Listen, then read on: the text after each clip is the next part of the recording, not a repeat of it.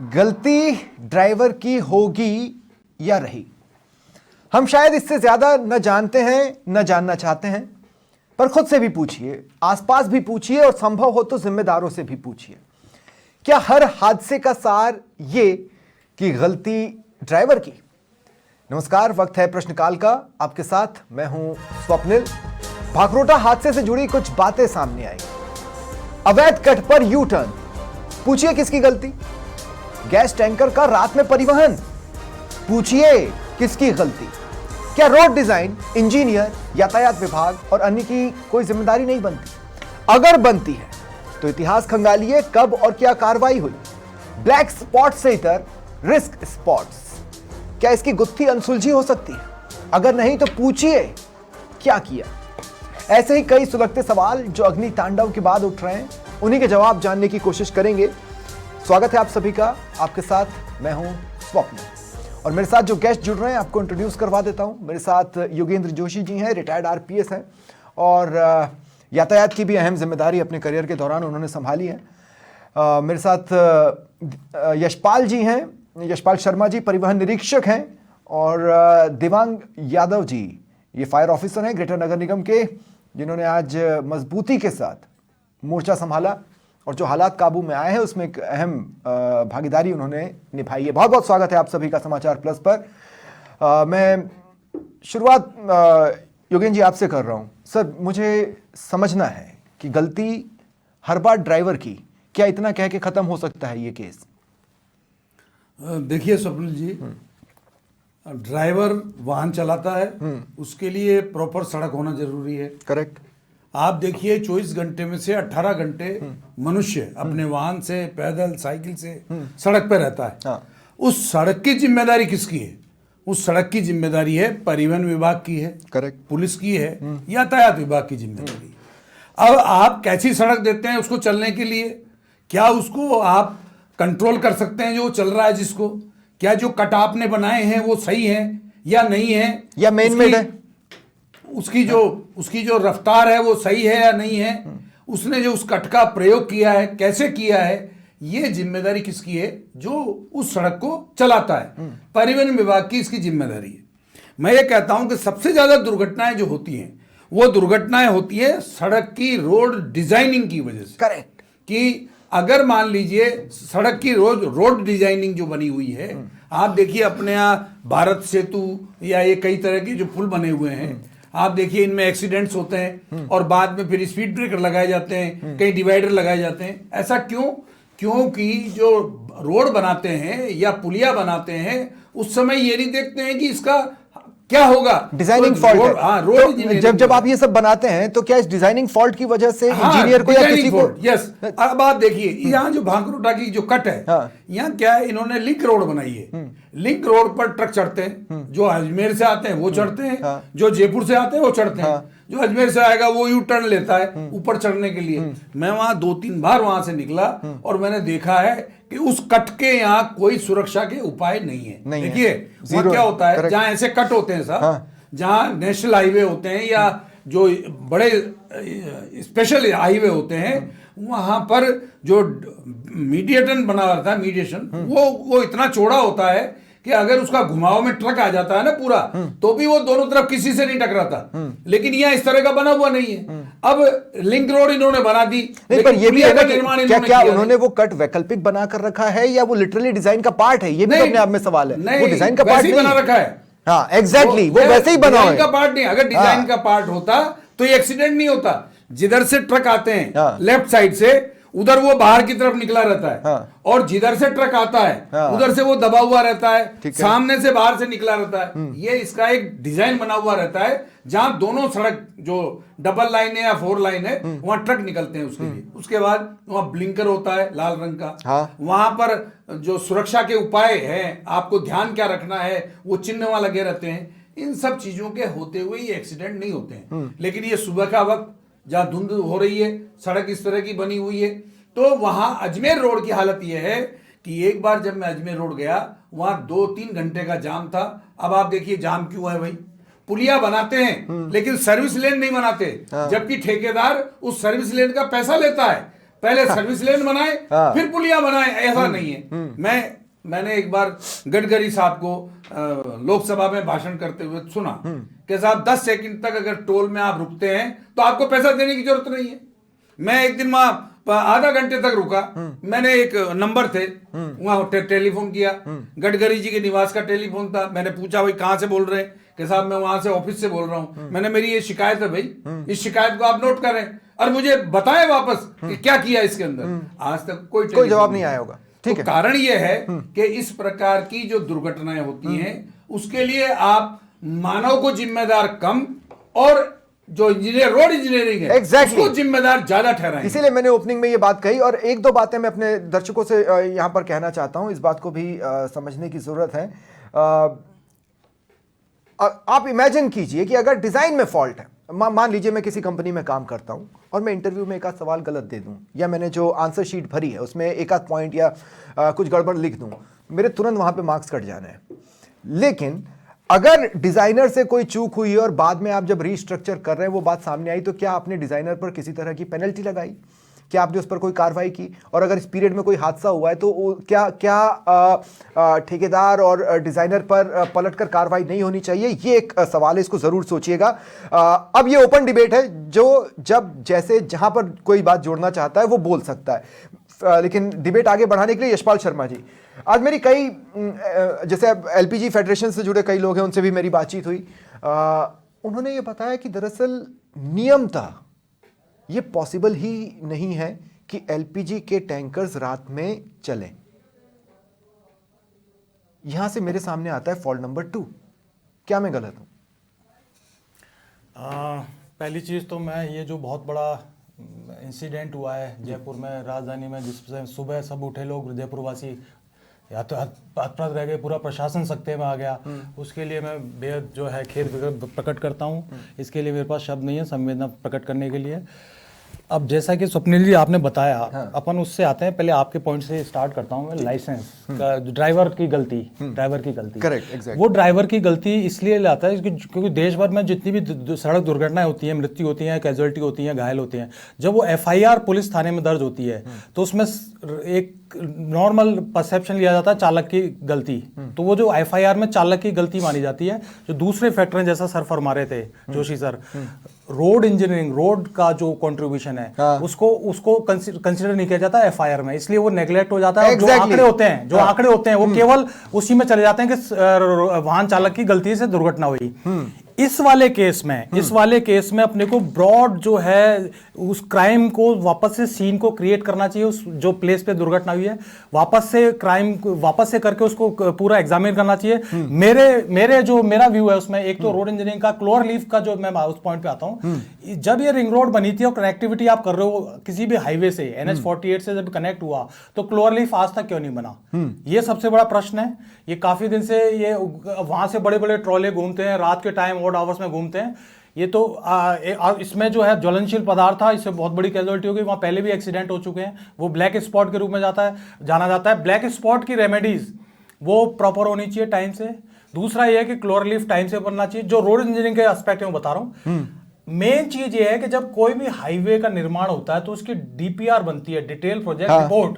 DPR proper बननी चाहिए। वो डीपीआर इस हाईवे पे नहीं है, इसी वजह से अधिकांश अभी जो इन्होंने चेंजेस किए, फ्लाईओवर्स बन रहे हैं, जाम लगता है, घंटों का जाम लगता है।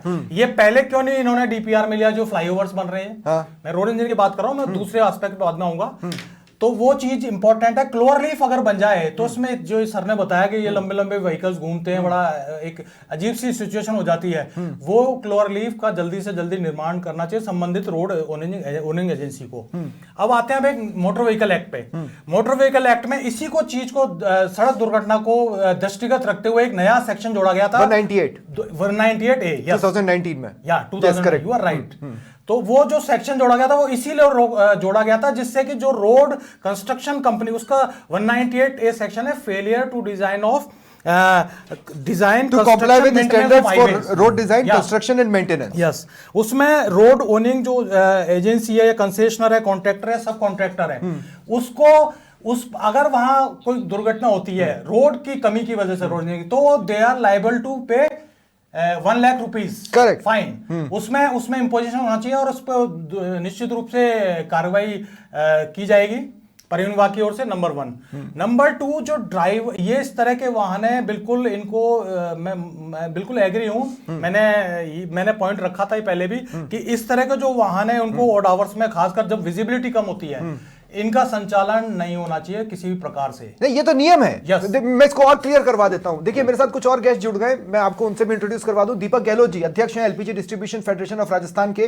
गहलोत साहब, स्वागत है आपका। और पद्मश्री डॉक्टर माया टंडन भी मेरे साथ हैं, चेयरपर्सन है सहायता समूह। आपका भी स्वागत करता हूं डॉक्टर माया। मैं दीपक जी आपसे पूछना चाह रहा हूं, ये तो स्पष्ट है ना कि ये एलपीजी ले जाने वाले जो वाहन है वो रात में नहीं चलेंगे, नहीं, उनको सूर्योदय से सूर्यास्त तक का ही टाइम दिया गया है। फिर रात में ये गाड़ी चल क्यों रही थी? इन गाड़ियों में जीपीएस होता है, कोई उस जीपीएस को मॉनिटर क्यों नहीं कर रहा था कि वो रात में चल रही है और गलत जगह से टर्न ले रही है या गलत तरह से ड्राइव कर रही है? हाँ, तो मैं इस बारे में ये बता दूं कि ये बहुत स्पष्ट है कि रात को ये गाड़ियां नहीं चलती हैं। करेक्ट। और इनके लिए सुबह का समय 6 बजे का निर्धारित है, बल्कि 5, साढ़े 5 बजे ड्राइवर लोग इसको जहाँ भी होते हैं वहां से शुरू हो जाते हैं। तो ये जो हादसा हुआ है, मुझे लगता है कि करीब 6 बजे के करीब हुआ है, तो वो समय उनके चलने का है। तो वो उसको लेट नाइट जो चीज से एसोसिएट करते हैं हम लोग की लेट नाइट ड्राइविंग है, तो वो लेट नाइट ड्राइविंग की कैटेगरी में मेरे ख्याल से ये हादसा फॉल नहीं करेगा। बातें दूसरी हैं कि कुछ ऐसी चीजें होनी चाहिए जिसके कारण इस प्रकार के हादसे नहीं हो। हाँ। और अभी रोड सेफ्टी के बारे में आप सब लोग काफी देर से चर्चा कर चुके हैं, तो उस पर मैं ज्यादा नहीं कहूंगा। वो यू टर्न वहां पे जो जिस पर्टिकुलर जगह पे है, वो तो वास्तव में ब्लैक स्पॉट है, क्योंकि मेरा पर्सनली भी आना जाना उस रोड से बहुत होता है। तो मुझे मालूम है कि पिछले 2 साल से वहां पे हमेशा से वो एक यू टर्न सिर्फ रिंग रोड को ज्वाइन करने के लिए इतने लंबे लंबे ट्रॉलर्स जो हैं वो ज्वाइन करते हैं। वो वहां पे प्रशासनिक व्यवस्था होनी चाहिए थी कि वो ट्रैफिक कंट्रोल्ड हो, एक एक साइड के रोक के एक एक साइड से किया जाए, 1 बाय 1 जाए, पर ऐसी व्यवस्था वहां पे नजर नहीं आती है अक्सर। और लेकिन सर इन योर एक्सपर्टीज मुझे एक बात बताइए कि क्या सिर्फ ये कह देना कि ड्राइवर की गलती है इट्स इनफ? नहीं सर, एग्जैक्टली हमारी पूरी, अगर मैं ये कहूं कि ये अतिशयोक्ति नहीं होगी कि इसमें हम सब की गलती है। जब मैं बोलता हूं हम सब का मतलब मैं भी हम सब हैं, क्योंकि हाँ, मैं भी हूं, आप भी हैं। क्योंकि जब तक हम आम व्यक्ति की जो है वो एक डिसिप्लिन ड्राइविंग के सिस्टम में नहीं आएगा, तब तक ऐसा होगा। अब वो एक ट्रक टर्न कर रहा है तो दूसरे ट्रक को उसको फिर से जाके पीछे से टक्कर मारी है, तो वो उसमें ड्राइवर की गलती तो क्या है? ड्राइवर तो अपना यू टर्न कर रहा था। रही बात दूसरी वाली ट्रक ने आके टक्कर मारी।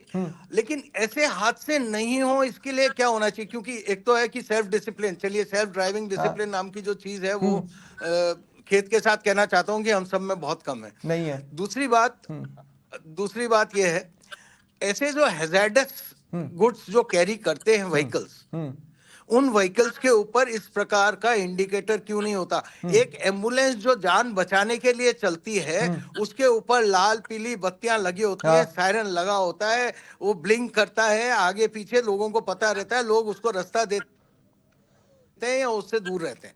तो उसी प्रकार से ये जो लेकिन सर मैं बात को थोड़ा सा आगे ले जाऊं, जहां तक मेरी अपनी जानकारी है, जिस कंपनी का ये एलपीजी टैंकर था, शाम में वो आता है और कुछ राशि प्रशासन को सौंपता है कि यार साहब ये हमारी तरफ से मुआवजा राशि।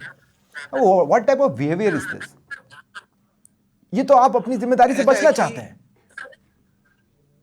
देखिए, मैं उस बात पे भी आता हूं, लेकिन मेरा पहला जो सुझाव है कि आगे से ऐसा नहीं हो पे कि इस तरह की जितनी भी ट्रक्स हैं, अगर आप देखें कि आजकल म्युनिसिपल कॉर्पोरेशंस में भी जो सफाई करने वाली भी रोड की आती है, उस पर भी हूटर लगा हुआ होता है, येलो लाइट्स लगी हुई होती है। तो इस प्रकार की व्यवस्था जरूर हो सकती है जो ताकि आगे से ऐसे हादसे नहीं हो। ठीक है। अब रही बात कंपेंसेशन की जो बात आपने कही, तो जब किसी कंपनी के किसी भी कारण से, जब वो जिस कंपनी का टैंकर था उस कंपनी के टैंकर से यदि कोई हादसा हुआ, तो अपने यहाँ एक ये कह लीजिए कि अपने समाज में, अपने देश में ये एक कस्टमरी हो गया है कि जो हादसा, जो पीड़ित लोग हैं उनको कंपेंसेशन दिया जाए।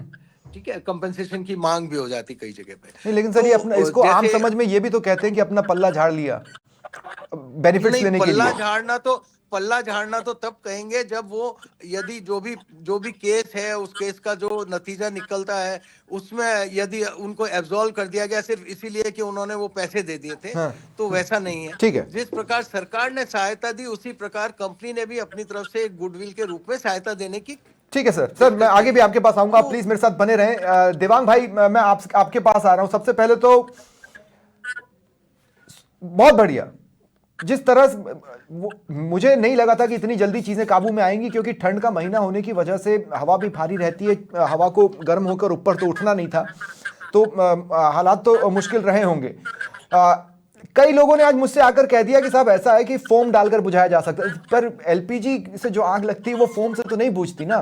तो आप ये थोड़ा सा एक्सप्लेन अगर कर दें तो ज्यादा बेटर है। जी स्वप्निल जी, बिल्कुल, क्योंकि जो सुबह का जो दृश्य उस टाइम था वो बहुत ही भयानक था। जब मैं वहां पे पहुंचा था, जब हमारी सबसे पहली गाड़ी पहुंच के उसने बताया कि आग बहुत ज्यादा है और 10 से 15 गाड़ियों में लग रही है, तो जब मैं वहां पहुंचा तो एक लगभग आधे से लेके पौन किलोमीटर के एरिया में पूरी गाड़ियां जल रही थी और एक हाईवे पूरा धधकता हुआ दिख रहा था, और वो वास्तव में बहुत भयानक मंजर था। अब रही बात फॉर्म डाल के बुझाने वाली, तो जो एलपीजी में जो आग लगी थी वो तो शुरू में ही लग के खत्म हो चुकी थी, क्योंकि वो तो तुरंत फैली, उसकी वजह से सारी गाड़ियां चपेट में आई थी। तो जो हम पहुंचे थे और जो वहां पे हादसा था, तो प्रत्यक्षदर्शियों ने भी आपके चैनल को भी बताया है कि जो हमने वहां पे काम किया, जिस हिसाब से हमारी मूल ड्यूटी जो निभाई है वहां पे, वो वास्तव में एक बहुत रफ्तार के साथ हमने काम किया, और एक बहुत बड़ा हादसा ये हो सकता था, जिसको हमने कोशिश करी कि उसको कम किया जाए, और उसमें हम सफल रहे। तो देवांग भाई, क्या चैलेंज था? क्योंकि मैं कह रहा हूं कि गलती सिर्फ ड्राइवर की नहीं हो सकती, इसलिए मैं आपसे पूछ रहा हूं चैलेंज क्या था। इनिशियल इंफॉर्मेशन आप लोगों को जो भी मिली होगी, आप तो उसी तैयारी से पहुंचे होंगे ना? बिल्कुल बिल्कुल, इनिशियल इंफॉर्मेशन मेरे को मिली थी, उसमें यही था कि ड्राइवर ने यू टर्न लिया और दूसरी तरफ से जो ट्रेलर आ रहा था उसने टैंकर में टक्कर मार जो टैंकर की वॉल थे वो टूट गए, और टूटते एकदम से वहां लीज हुआ, उसके अंदर जो एक बहुत बड़ा बॉल, जिसको फायर बॉल हम कहते हैं, फायर बॉल बन गया और काफी एरिया में उसने चपेट में लिया, जिसकी वजह से सारी बस, ट्रैक्टर, ट्रॉली जो भी इसके अंदर चपेट में आए, वो सब चपेट में आ गए। फिर उसके बाद जो एक वहां पे दूसरा एलपीजी का टैंकर रोड था, तो हमारे लिए बहुत बड़ा चैलेंज ये था कि उस टैंकर में अगर आग कर ली तो फिर शायद ही उसको आसपास के क्षेत्र को किलोमीटर को रोक पाएंगे। तो हम सबसे ज्यादा सफल तो उसमें रहे कि हमने उस टैंकर तक आग लगती हुई पहुंची, उसके टायर जल रहे थे उस समय हम जब पहुंचे, तो हमने उस दूसरे एलपीजी टैंकर को भी हमने बचाया आग लगने से। मैं अगर कोई क्रिकेट मैच खेलने उतरूंगा देवांग भाई, तो मैं हेलमेट भी पहनूंगा, मैं नी पैड भी पहनूंगा, मैं लेग गार्ड भी पहनूंगा, मैं और भी जितने गार्ड्स होते हैं उसको पहन के ही मैं खेलने उतरूंगा। मेरा सवाल आपसे बेसिकली ये है कि क्या ऐसा कोई संसाधन या ऐसी कोई चीज जो अभी मिस हो रही है, नहीं तो ये आप और जल्दी कर पाते? स्वप्निल जी, ऐसा कुछ नहीं था। जिन संसाधन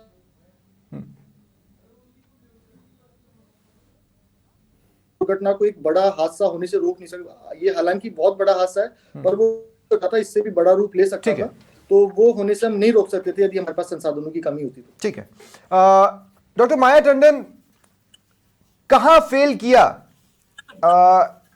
as a society, as a person, और सारे डिपार्टमेंट्स को मद्देनजर रखते हुए हम लोगों ने? देखिए, अभी तक मैं सारी बातें सुन रही थी, तो अभी तक आप यही पूछ रहे थे कि सड़क के ऊपर जिस जगह है यू टर्न है, टैंकर में से आग निकल गई और फायर बॉल हो गई, ये सब कुछ हो गया है ना। अब आपका जो क्वेश्चन है वो मेरे साथ ये होना चाहिए कि हम इस वक्त क्या सोच सकते हैं कि आगे ये हादसा जब हो तो ये इतना भीषण ना हो। एग्जैक्टली। उसके लिए मैं फायर ब्रिगेड वाले जो आए उनसे तो मैं तो बहुत प्रसन्न हूँ कि ये टाइम से पहुंचे।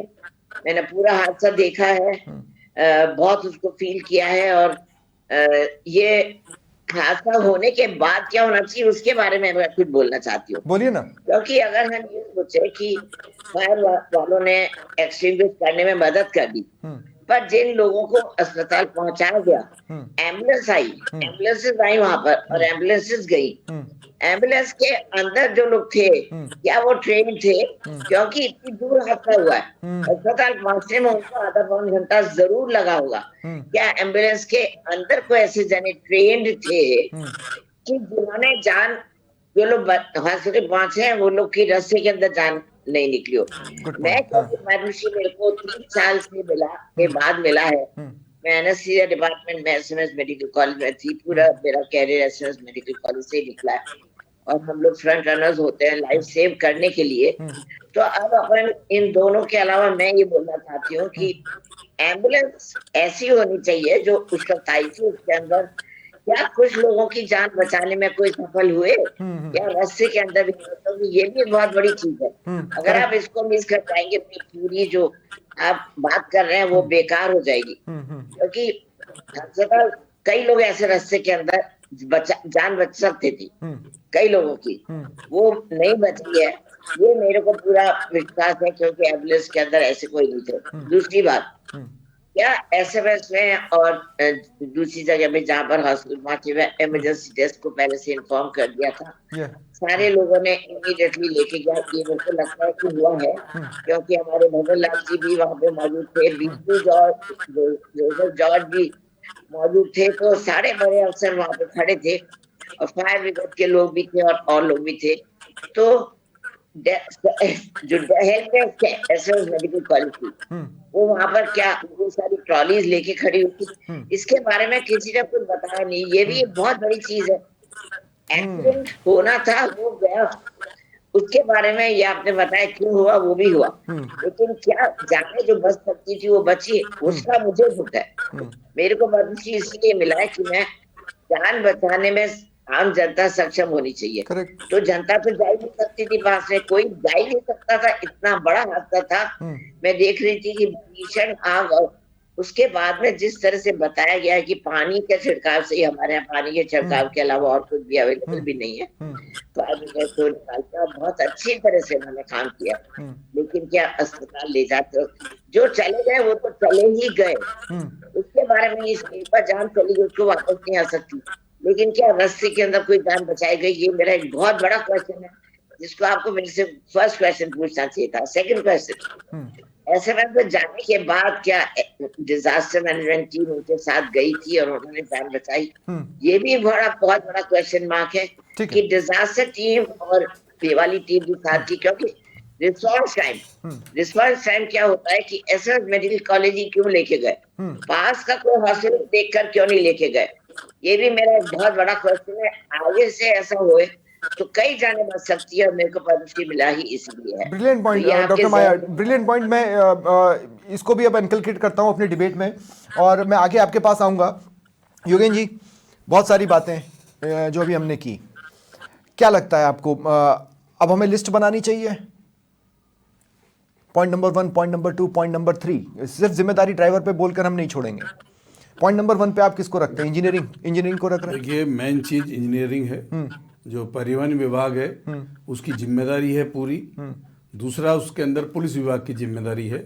हमारे यहाँ देखिए इंटरसेप्टर पर क्या जब गहलोत जी ने बोला कि 5:30 बजे ड्राइवर चालू हो गया और जबकि 6 बजे तक अलाउड नहीं है, तो ये मिस्टेक है कि नहीं है? देखिए, गहलोत जी कोई इसकी जानकारी है कि नहीं है, क्योंकि जांच का विषय है कि वो कितनी बजे चला, हो सकता है वो रात भर का ही चला हुआ आ रहा हो, तो किसने देखा?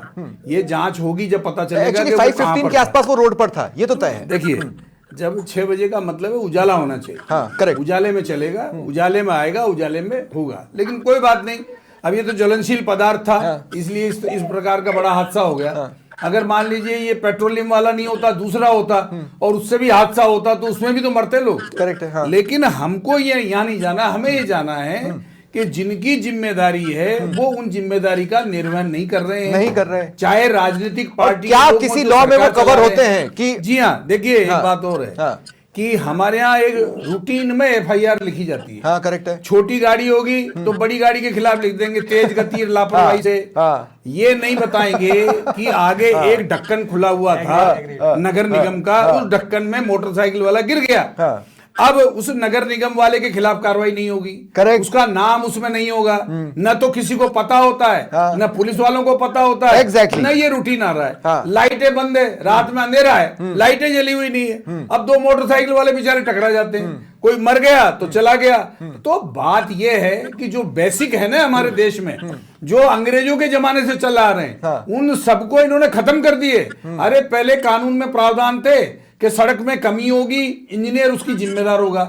नगर निगम में की सड़क है तो नगर निगम का जिम्मेदार अभी भी होगा। है, अभी भी है, अभी यशपाल जी भी ने भी है, हमको लागू नहीं हाँ, कर रहे ना उनके हाँ, मुकदमा उस पर केसेस कहाँ हो रहे हैं? उनका नाम नहीं लिखते, उनका नाम लिखना उस चाहिए। पूरे आर्टिकल क्या? में, उस पूरे आर्टिकल में पनिशमेंट का मेरे को कहीं कुछ मिला नहीं था कि जो एफआईआर में ये 198A सेक्शन भी जुड़ना चाहिए।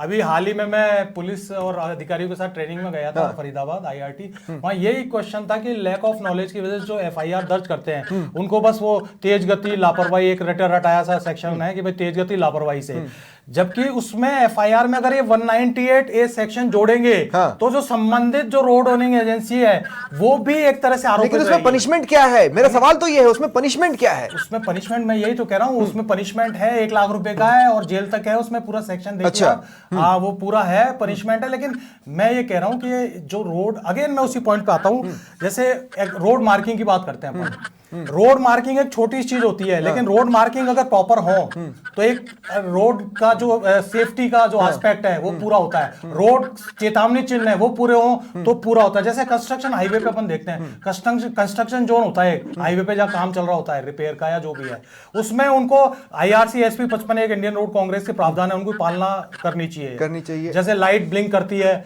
आगे है ना, या आगे सड़क निर्माण कार्य चल रहा है, चेतावनी चिन्ह जगह जगह डिस्प्ले होने चाहिए, स्पीड कामिंग मेजर्स लगाने चाहिए। एक पॉइंट और जो डॉक्टर माया ने जोड़ा, डॉक्टर माया ने जब बताया कि एम्बुलेंस वेल ट्रेंड पर्सनालिटीज के साथ आई थी या नहीं आई थी, और क्या नियरेस्ट हॉस्पिटल की जगह हमने दूर का हॉस्पिटल चूज किया, क्या ये रणनीति का पार्ट होता है? इसमें ये तो देखो चिकित्सा विभाग वाले बता पाएंगे, लेकिन बर्निंग के जो केसेस होते हैं, जैसे ट्रॉमा सेंटर है, मैं उसी पॉइंट पे आता हूँ, जैसे जो दूसरे एक्सीडेंट दूसरी जो वो होती हैं चोटें लगती हैं दूसरे प्रकार की, ट्रॉमा सेंटर्स हैं उसकी नजदीकी, सरकार ने ट्रॉमा सेंटर जगह जगह खोले हैं, वहाँ ले जाते हैं। बर्निंग के जो केसेस होते हैं वो नॉर्मली फैसिलिटीज SMS में ज्यादा पर्याप्त हैं। क्या ये स्ट्रेटेजी का पार्ट होता है या इमीडिएट डिसीजन लिया जाता है? देखिए स्वप्निल जी, ये चीजें भारत के बारे में सोचना कि एम्बुलेंस बिल्कुल परफेक्ट होंगी, सारे सामान उनमें होंगे और अस्पताल इक्विपमेंट्स टनाटन होंगे।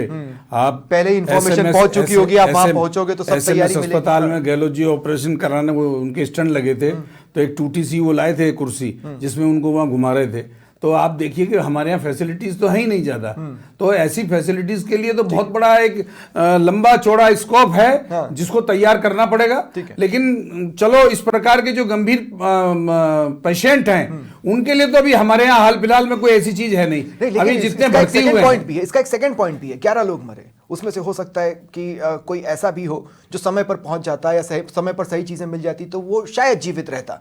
तो मेरे ख्याल से जिम्मेदारी का लेवल ड्राइवर के आगे वहां तक ले जाना चाहिए। ये चीजें तो संभव है हर जगह कि जो अपनी ड्यूटी तरीके से करेगा, अपने पास सामान पूरे रखेगा, इक्विपमेंट्स पूरे रखेगा, वो हॉस्पिटल जान बचा पाएगा, वो एम्बुलेंस किसी की जान बचा पाएगी, वो पुलिस अधिकारी जान बचा पाएगा जो समय पर पहुंच जाएगा। तो सबकी अपनी अपनी जिम्मेदारी है। लेकिन मैं समझता हूं जहां 18 घंटे नागरिक सड़क पे चलते हैं, उस सड़क की जिम्मेदारी लेने वालों की नींद नहीं खुल रही है, उनकी जिम्मेदारी का वो निर्वहन नहीं कर रहे हैं और उनका नाम भी कोई नहीं ले रहा है। 2 मिनट, उस सड़क का इस्तेमाल करने वालों की भी नींद नहीं खुल रही है। वर्स्ट नाइटमेयर है जयपुर में ड्राइव करना, राजस्थान में ड्राइव करना। मैं ओवरऑल इस पॉइंट को बोलना चाहता हूं। दिवांग भाई, मैं एक सवाल आपसे भी लेना चाह रहा हूं। मैं आपसे सिंसियरली इस बात को पूछ रहा हूं, बजट की कमी नहीं है, बल्कि फायर ब्रिगेड्स ने खुद अपना भी जिस तरह से सारी चीज़ों को चलाया है, उनके पास भी अच्छे खासे पैसे हैं। क्या आपको लगता है नियर फ्यूचर में और भी चीज़ों की ज़रूरत है जो आपको लगता है कि अगर हो जाए तो हम 100 आउट ऑफ 100 है? जी बिल्कुल, मैं आपको बताता हूँ कि समय के साथ साथ टेक्नोलॉजी बदलती है तो फायर ब्रिगेड भी अपने आप को इम्प्रूव, ऐसा नहीं है, ऐसा बिल्कुल ऐसा है। और सबसे जो महत्वपूर्ण चीज है कि हमें जो साधन की जरूरत होती है, सबसे पहले हमारे फायर व्हीकल्स की जरूरत होती है, हमें प्रशिक्षित बल की जरूरत होती है, क्योंकि बिना मैन पावर और बिना एक टीम वर्क के बिना हम वहाँ पे काम नहीं कर सकते। अगर हमारे वो तो बहुत कम है, और मुझे तो लगता ही नहीं कि जयपुर में जितनी पॉपुलेशन है उसके हिसाब से हमारे पास फायर ब्रिगेड सिस्टम्स हैं। मुझे ये भी नहीं लगता कि पूरे राजस्थान में ये स्थिति होगी। आप तो ये पूछ लो, अपने अंदर गलियों के लिए इन्होंने फायर ब्रिगेड मोटरसाइकिल वाली मंगाई थी, वो कहाँ है, चलती भी है कि नहीं चलती है? पूछो आप इनसे, ये भी बात है कि क्या स्थिति है फायर ब्रिगेड की।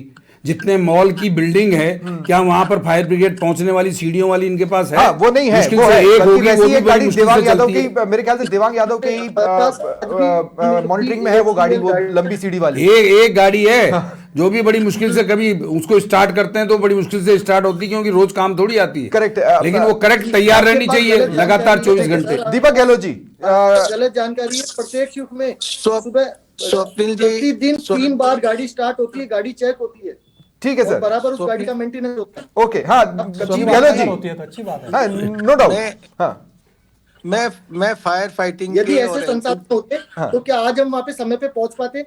क्या हम वहाँ पे एक जनता को, जो हम हमारी मूल रूप से ड्यूटी है, नहीं वो हम दिमाग भाई, निभा मैं तो पाते? शुरुआत में अगर मैंने आगे कहा आज जाके आप लोगों ने बहुत ब्रिलियंट काम किया है। मैं आज ये चर्चा सिर्फ इसीलिए लेकर आया हूँ, बिल्कुल, नॉन वो तभी हो पॉलिटिकल, पाता कि है जब आगे हमारे पास सजेशंस संसाधन चले है, जाएं, हम पूरी रूप से तैयार ताकि हैं। जिम्मेदारियां तो तय अगर हों। 5 बजे दीपक गहलोत जी कुछ ऐड कर रहे हैं, मैं दीपक गहलोत जी को मौका दे रहा हूँ। हाँ दीपक जी। स्वप्निल जी, मैं आप सबके साथ ये साझा करना चाहता हूँ एलपीजी के बारे में। हाँ। अभी एक चर्चा में आया कि फोम यूज कर सकते थे या नहीं। जो भी है, तो मैं ये बता देता हूँ कि एलपीजी जो है वो उस टैंकर के अंदर लिक्विड फॉर्म में थी। हाँ। और जब वाल्व टूटा तो वो लिक्विड बाहर बहा है। अच्छा। और जब लिक्विड बाहर है और एलपीजी जो है वो हवा से भारी होती है, हाँ। वो जब गैसियस फॉर्म में आके ऊपर नहीं उड़ जाती, वो नीचे फैलती जाती है। और वो जब लिक्विड से इवेपोरेट होके गैसेस फॉर्म में आ गई, और उसके बाद उसको कोई कहीं पे जिसे कहते हैं एक चिंगारी कोई मिली। पॉइंट मिला जहां से आग पकड़ी। अब वो आग कहीं से भी हो सकती है, पीछे चलने वाली गाड़ियों में से चिंगारी हो सकती है, कोई एक चिंगारी मिली और उससे एक दिवाली के पटाखे की तरह बम फूट जाता है, एक मतलब जिसे कहते हैं फ्लैश ऑफ ए सेकंड में। correct। उसके बाद आप ये जो जलता हुआ मंजर देख रहे हैं, वो सब आसपास की चीजें जल रही हैं, तो वो तो पानी से ही बुझेंगी। रही बात एलपीजी फायर की, तो एलपीजी फायर के लिए भी फोम यूज नहीं होता, ये गलतफहमी निकाल दें। एलपीजी फायर के लिए ये हमने शुरुआत में एस्टेब्लिश कर दिया था, इस पॉइंट को तो हमने शुरुआत में एस्टेब्लिश कर दिया है। नहीं, वो बीच में फोम की बात आई थी स्वप्निल जी, इसलिए मैंने करेक्शन किया। ठीक है। तो और रही बात फायर ब्रिगेड वालों की, तो फायर ब्रिगेड का आई थिंक बहुत एक्सीलेंट काम था कि उन्होंने बाद में जो चीजें जल रही थी, और सबसे मार्वलस जो काम था जिसे बहुत अप्रिशिएट किया जाना चाहिए, वो फायर ब्रिगेड जो दूसरा टैंकर था उसे इन्होंने बचा लिया, क्योंकि जो जल चुका है वो तो जल चुका है, लेकिन जो नहीं तो ऑलरेडी बड़ा हादसा और ह्यूमंगस हादसे में बदल चुका होता। मैं डॉक्टर माया टंडन आपसे चाहता हूं इस पूरी चर्चा का एक क्लोजिंग कमेंट आप अपने मन से दें।